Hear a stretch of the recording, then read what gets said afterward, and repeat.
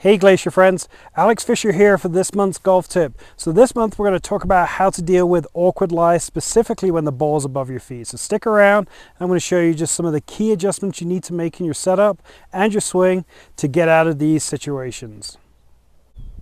Alright, so golf is so difficult as a sport as it is, but when we're having to deal with uneven lies, when the ball's above our feet, that brings a lot of challenges to most golfers, and we really need to understand how we make the correct adjustments when the ball is above our feet. So the first thing obviously is that when I'm standing to the golf ball, my chest is going to be a lot closer to the ball than it would be if it was on a flat lie. So I need to go ahead and choke down on the grip. That's a pretty given, obvious adjustment that we need to make.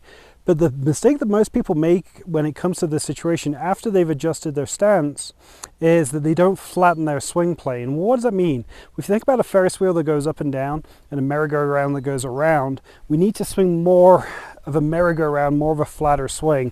So what I want to do here in this situation is as I swing back, I want to make sure that the butt end of the club is pointing down towards where the ball is, as my lead arm is like parallel to the ground. So for some golfers that might be a lot flatter than what you're used to, but if I took my regular swing going back, that would definitely be a lot higher than I need to be. And if I do that and I don't make that adjustment to swinging flatter, I'm probably going to smack the ground way behind the ball.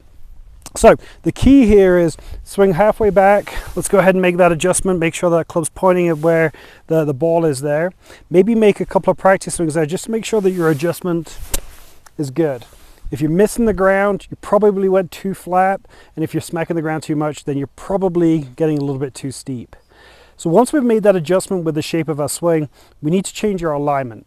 And this is another thing that a lot of people make the mistake and not do.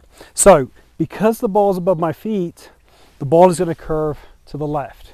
Easy way of thinking about that is if I take my regular stance and then just relax, I'm going to feel like my weight wants to fall this way. Think about the golf ball falling out the sky in that direction as well. But ultimately why the ball goes left is because as we come into impact, the heel of the club is going to catch the ground as we come into impact here. And when the heel catches and the toe is up in the air, the face is going to spin and close. So we're going to aim just a little bit further right of our target. We're going to go ahead and choke down on the grip. Maybe make a little practice swing again, just make sure that that position's pretty good at this point here. And then go ahead, make your swing.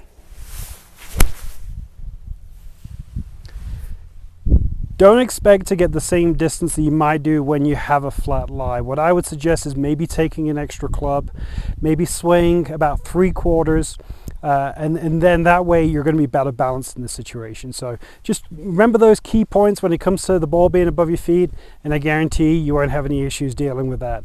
Thanks again for checking out this tip.